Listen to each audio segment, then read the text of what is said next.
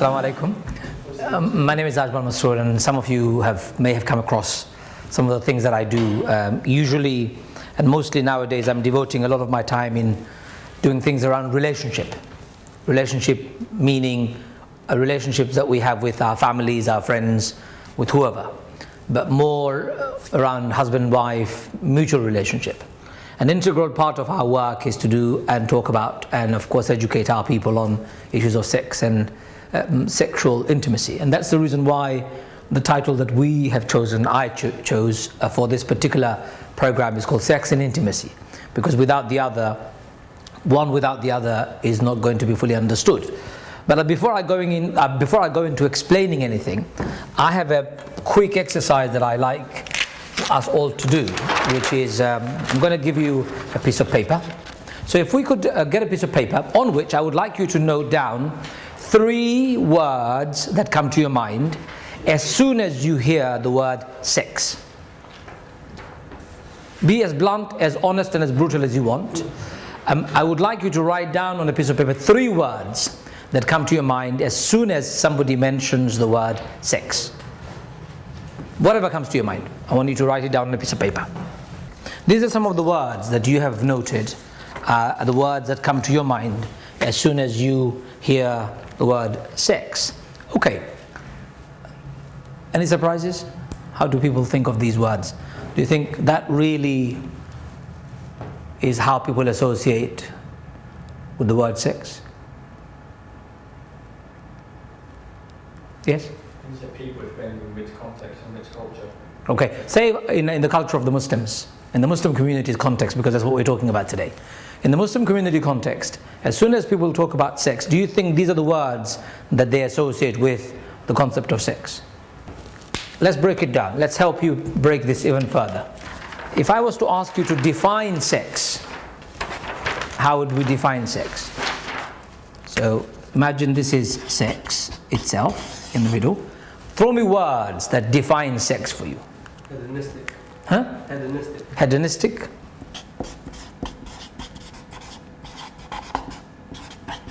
Hedonistic, okay. Physical contact. Physical contact. Don't worry, it takes a bit of time before people warm up. And then they start saying things that they would really want to say. Contact, okay. Anything else? Gratification. Gratification, pleasure. Gratification. Anything else? Animal instinct. Animal instinct. Instinct.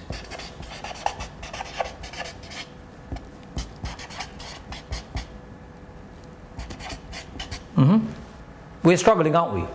We're struggling in defining it, because conceptually is not something that people like to define. It's something that we all have to do at some stage in our life, because that's what our natural yearning is all about, but it's very difficult to define. And that's what we're struggling with, and that's the struggle everyone has all throughout their life on issues which they feel definitions are not clear, and therefore the boundaries are not clear, therefore relationship with that particular aspect of life isn't clear. So this is a definition of sex from this room. How does the society at large, imagine the society where we live today in Britain, the non-Muslim society, predominantly non-religious in its denomination, how do they define sex? How would they define sex, brother? Lust. Okay, there you go. Urges. So lust, what did you say? Pleasure. Pleasure, Urges. Urges. And sort of instant gratification. Instant gratification. So a definition which is ours, more conservative perhaps in the way we've defined it, and a bit more loose in the way the society defines it.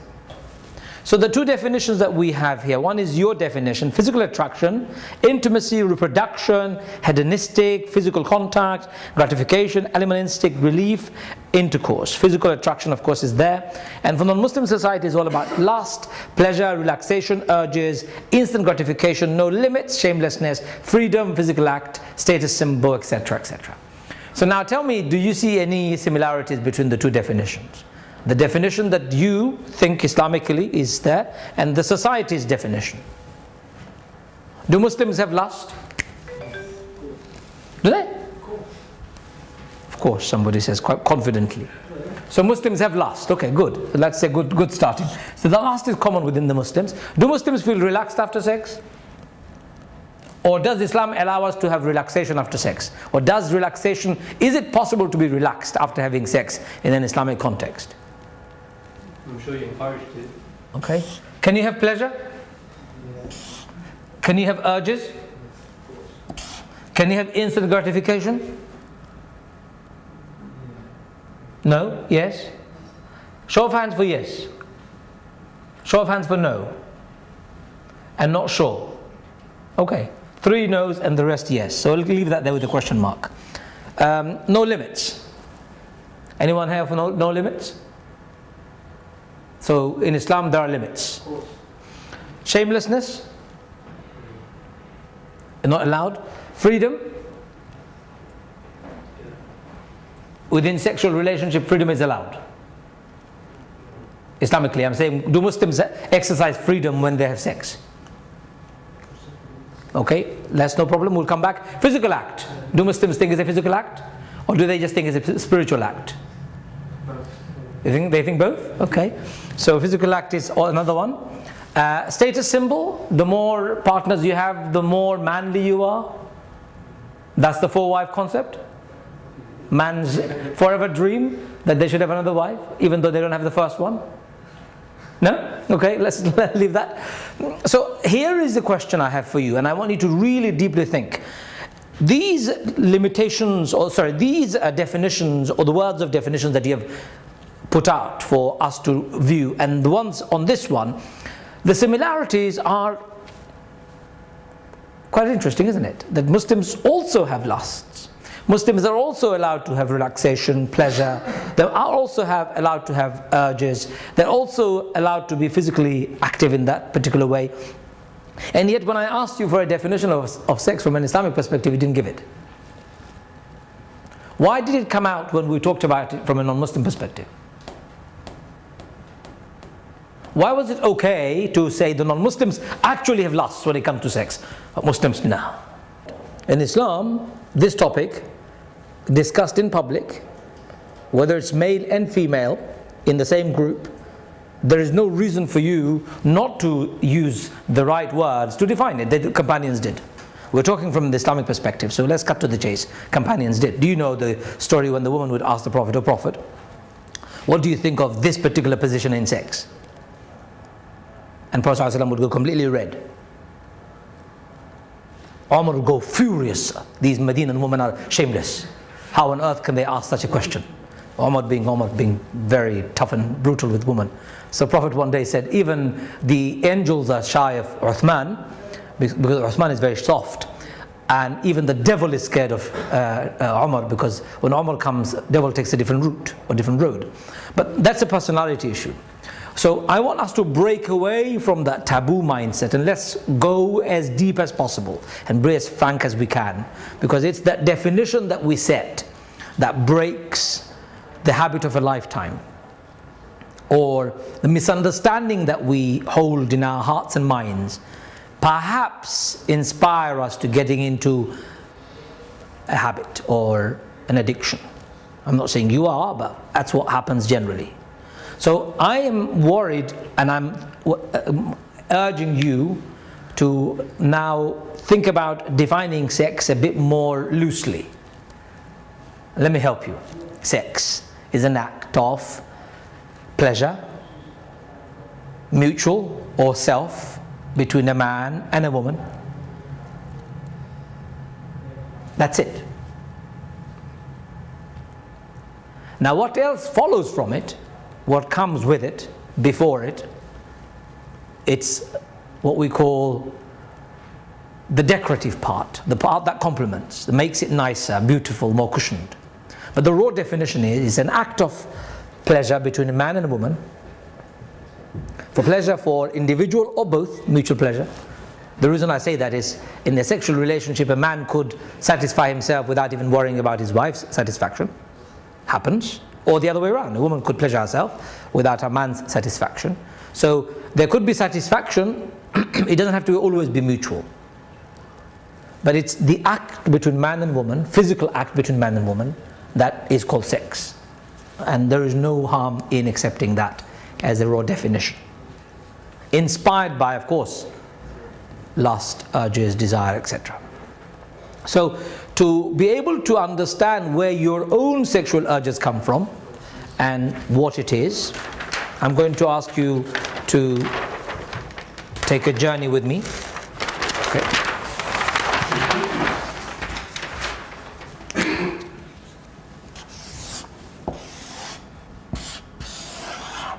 It's a pyramid. Okay.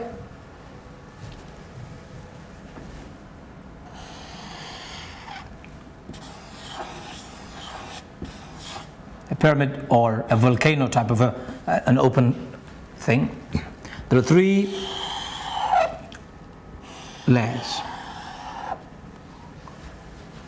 Anytime a human being finds sexual urges coming, the first part or the first port of call for sexual urges starts at this level. It's called urge, simple, or desire. You feel sexual, you want to explore, experience your sexual pleasure. This then leads to you desiring, developing, or accessing stimulation.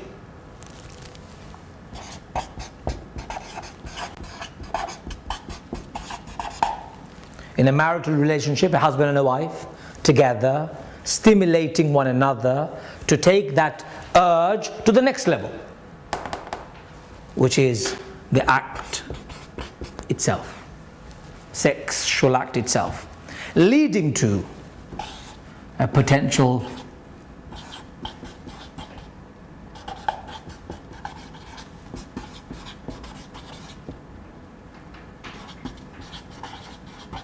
pleasure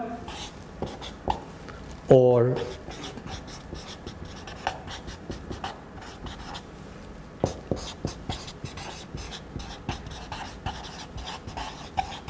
disappointment or displeasure.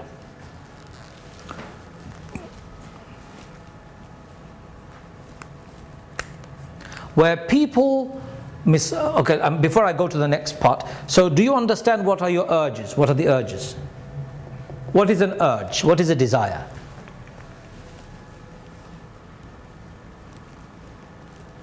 What is desire when it comes to sex? Feelings. Yeah, so explain that a bit more. You feel what? Horny. Yeah, very good. Good word. Colloquial word, but it describes what it is actually. You feel slightly frisky, as they say. A bit more aroused. Not fully aroused, but your thoughts have begun to go in that direction. For a man, it happens very often. Right? Am I right or am I wrong? It happens very often. And let's face the truth. It happens very often. You're walking by, you see somebody, constant thought appears in your mind, constant thought. Luckily, alhamdulillah, we're not punished for our thoughts. Be grateful to Allah. Allah doesn't account us for our thoughts. Thoughts are not punishment. Thoughts are thoughts. You can't do anything about it. It's human. What you do with that thought is then accounted for. So initially, urges are when you feel like that. Some people ignore those feelings. In fact, majority of the people ignore those feelings because you feel like this 60, 70 times a day. Subconsciously, in fact, we don't even realize that we feel like this many times a day as man, normal. If you were always aware of it, you'll be in trouble. Also, again, another blessing from Allah that you're not always aware of it. Happens. So you can ignore sometimes. It's not a problem. Most people who get addicted to sex are not addicted from this point onwards. It's what they do to the next level that becomes the problem. So I'll talk about this in a second, but I want to talk about the last part, which is the act itself. I'll come back to stimulation in a minute. So what's the act itself? Man and woman coming together, having sexual intercourse. because that's what they intend to do. That's the act. Simple. It doesn't require you to be a rocket scientist to understand that. So do you understand urge and desire and the act itself? I want to make the connection. Where does the urge come from? Yes? I think certainly for the children it's the imagery, it's media, mobile phone, the internet, Okay. conversation, these certain words of a quite a crude, graphic nature, which then keeps that expression of thoughts, so to say. Okay. So it's a constant stimulation, or what would we call stimulation, or less than a stimulation? It's not a stimulation even. It's what's a good word to describe something that's always around? Exposure. Huh? Exposure. Yeah, exposure to sexualized world. Very good word. Exposure to sexualized world gives you urges. An example, if you go into a Middle Eastern country where you hardly would see the opposite sex on a regular basis, and even if you do see them, they're more or less covered head to toe, it's very likely that your urges and desires would always find a way of diffusing themselves. You won't even realize. I've just come back from Yemen. I was in Yemen for a good 10 days. I can count the number of times I was consciously sexually aware. I can count the number of times. So 10 days I stayed in Yemen, and I came back and I was talking to my wife about it, and I said to my wife, this is amazing. I was in Yemen for 10 days, and in those 10 days, believe it or not, the only time when I had sexual thoughts were when I thought about you. She goes to me, it's very nice. I said, it is very nice. Because there was no other constant exposure to what the word you've used, the sexualized world. So the urges develop from that constant exposure, correct? But that's not an issue for us in the UK, because you have become desensitized to those constant exposure. I'm not saying Islamically is right or wrong. I'm not saying that. I'm just addressing a social issue. It's constant exposure. So you're right, absolutely, brother at the back, that young people constantly being exposed to these kind of stimulants are potentially, or they have a potential to go to the next level. Where else does this urge come from?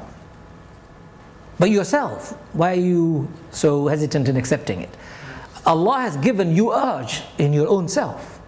It's a God-given thing. If you didn't have urge, there would be a problem. You would need to see a psychiatrist or a doctor to go and get some medication or get some therapy to get the urge back in. Your libido would disappear. So urge is a natural thing.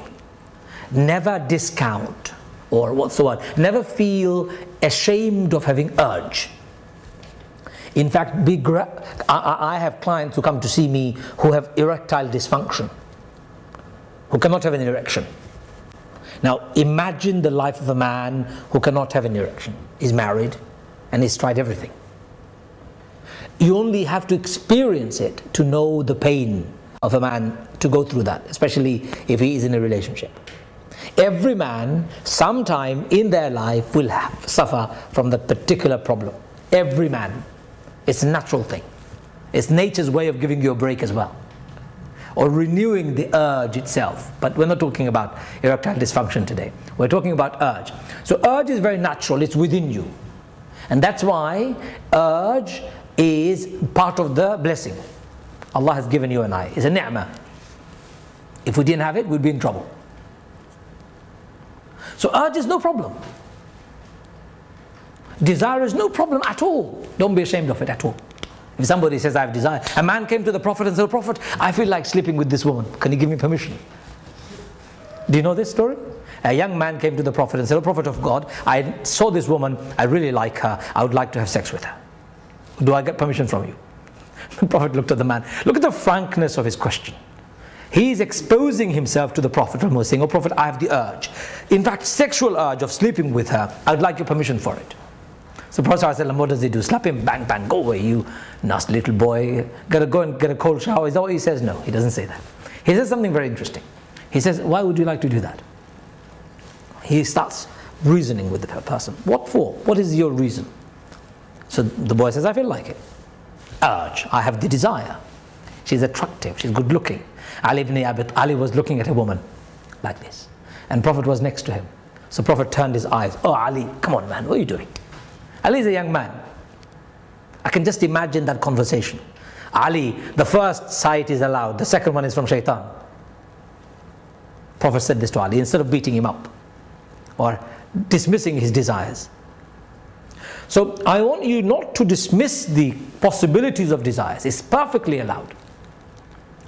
Urge is the most natural thing anyone can have, and I'm spending a bit of time so that you understand that there is nothing wrong, there is no shame in having an urge. No shame in it at all. Because it's internal, it's yours. And the sexual act, no problem. No problem, because you will have to do it with somebody who consents. And in Islamic context, it will be your wife. The problem is here. The active stimulation part. What am I talking about? Can anyone shed some light? What am I referring to when I'm talking about the active stimulation part becomes a problem? Yes, somebody I can see wanting to talk. Go on. Whoever it was. Huh? Was it you? Do you mean that acting on the thought? Yes, acting on the thoughts. Thank you. Very good way of describing what I'm meaning. Acting on the thought. So I see a woman who's very attractive. What do I do now? So she's sitting like this. I can see her thigh. Do I peek a bit more? I wish she would show me a bit more.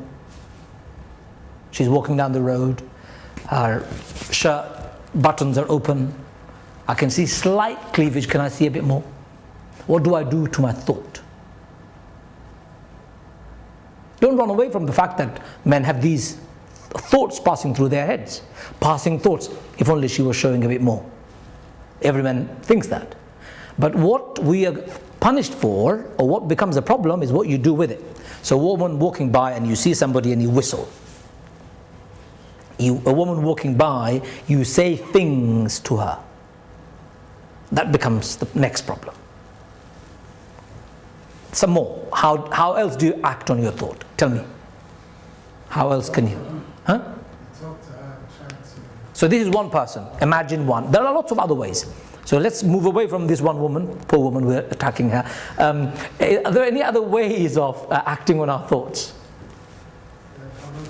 Pornography, thank you. Pornography.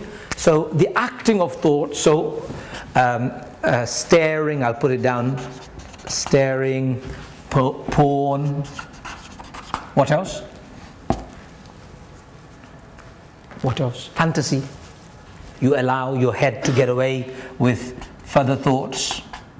So when people do this, when people are actively looking for stimulation, what happens is that they now have to find a way of relieving or releasing what's built up, right? Because you've actively stimulated yourself.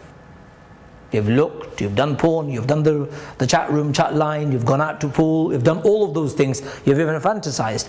Now you need an active role, you need a vent. So I'll put it here as a vent. You need a release. So what people do is they either pay for sex, go out to prostitutes, some do. Don't worry, I've seen in places where I remember going to Amsterdam and came out of the airport, and as you go out to the main square, I saw a halal mat'am, halal restaurant. This is a halal restaurant, but on the right and on the left were two brothels. So I was wondering, in a district where all brothels are, why would there be a need for a halal mat'am, halal restaurant? So I walked into the restaurant owner and I said, I don't understand, this is a district, prostitute district, why do you have a halal restaurant? He goes, my Muslim customers who come to use the facilities around, they insist on having halal food. So the irony of it all is that they insist on halal food. But anyway, so you need a vent. So that vent is where some people go to prostitutes, pay for it. Some people masturbate. And some people have an unhealthy attitude towards sex in their relationship. I can't deal with the concept of the unhealthy attitude in your relationship today because the time doesn't allow me. But what I want to do, what I want to talk about, what I want to deal with is this vent, the area and environment where this becomes an active addiction. So something perfectly natural called urge, desire, because you've actively gone beyond what normally would be okay, you've come to a point where now you've either turned it into a productive environment for healthy relationship, or a quick release, and or in both environments become active, become addicted. Let's go. You would do it regularly. Okay. There are guys, and you will read reports about them. Actually not a report. I had a client who, I had a person who was my client who has been married for nearly 20 years. And in their 20-year marital relationship, the guy is addicted to masturbation, even though he has regular sex with his wife. Now, how is that possible? Some of you may be thinking. To the point that it makes him physically sick and ill. So people are willing to extend that for a quick fix, but that's no longer a quick fix. It's become an all-consuming, all-empowering third party. It's like a possession. Something has taken over what your normal thought process should be normally. So for example, if a man sexually or has sexual intercourse with his wife, has had the release, it's very difficult for him to have another sexual act to follow immediately. It can be something possible when you're very young, but later on in life or in a regular steady relationship it's impossible almost. You need a few hours to recover and maybe again. But those who become addicted to it, they would resort to all sorts of ends to ensure that they're able to have what we call their fix, because of their overwhelming, or the possession I call. They need to respond to that desire, that overwhelming need. It's like somebody who's taking drugs. The withdrawal symptom starts making you shiver. The withdrawal symptoms make you moody. Withdrawal symptom for sexual addicts, it's unbelievable. It's huge. It's now documented what kind of withdrawal symptoms you get when a person is sexually addicted. And there are people like that. Obviously that's the extreme end. But because you have allowed your thought process, when you're trying to act it out and there is no vent for you, you have gone for the middle ground, the middle here, and you have found addiction as a means of self-pleasure. Yeah, it's what happened with the Rochdale grooming case. That was quite severe. Criminal, of course, but there was a psychotic. They became psychopaths within the sexual realms. It does not diminish them of their responsibilities, no doubt about it. There was a long-running research done by one of the universities. I can't remember the one that did the research, but they followed a group of young people who actually had, of different age group actually, who were sexually addicted. They followed for 3-4 guys, 3-4 girls, and they studied their life, and it was fascinating that the guy would, or the girl would, and they confessed to this, that they would go out with friends, and when the urge to have a release, they call it, it became overwhelming, all-consuming. They run to the bathroom to masturbate, in restaurants, in pubs, in shopping centers, and on a regular basis, 7-8 times a day, to the point of having blisters, open sores, bleeding private part. But for the person who is addicted, there is nothing they can do at that stage, because they have already given in to the overwhelming desire, this all-consuming desire. So it's about learning. What I'm doing to you right now is I'm trying to take you on a journey with me. So we define, get to understand the definition, where does it come from, where does it become a problem, and then what happens. How to fix it is a different discussion altogether. Maybe you can touch on that a bit later on. I'm not interested in giving you a quick fix because I don't believe there's a quick fix. I want to focus on this from my own end to show you what I believe to be a healthy attitude to sex, an unhealthy attitude to sex. So this is very healthy. Being married in a committed relationship is very healthy, no problem. If your wife and husband wants to have sexual intercourse 3-4 times a day, it's nobody else's business. It's none of your business. And they should not be going around bragging it to their neighbors or anybody else. That's why in Islam it's not allowed for you to say anything what you do behind the private doors of your own to anyone else. But we want to talk about this, where addiction happens. And I want to finish off by giving you one last statement that you may not like, but I'll put it up. Sex has only 2 rules. Actually 3. Forgot the third one. 3. Can somebody guess? In Islam, sex has only 3 rules. What are they?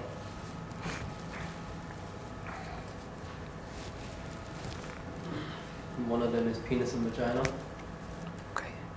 Well, that's not a rule, but that's, you can't do them without it.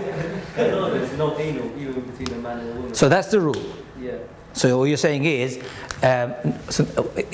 so no anal. 1 rule. 3 rules, I said. We've got 1 only so far. Huh? So no sex during period.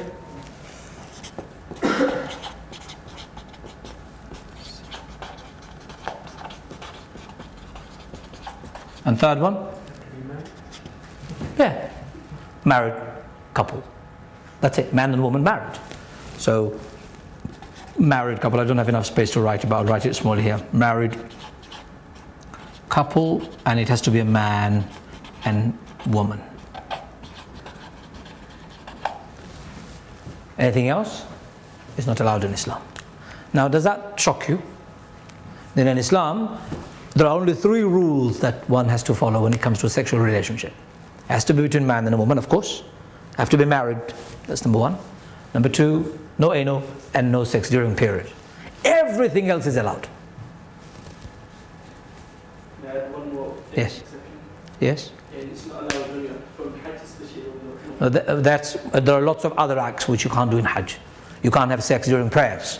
So there could be a lot of lists. I'm talking about sexual act in itself, in the process itself. So does that shock anybody, or is that okay? Yes, brother. The big problem is though, in society, there's so many barriers to getting married. Yeah. Unfortunately, that's not what we're talking about today, Yeah. but that's what The social issues there. Yeah, I understand that. So distortion of sexual behavior is manifesting and becoming worse day by day because of all those social issues. Another discussion perhaps another day. But today I want you to go away with these thoughts.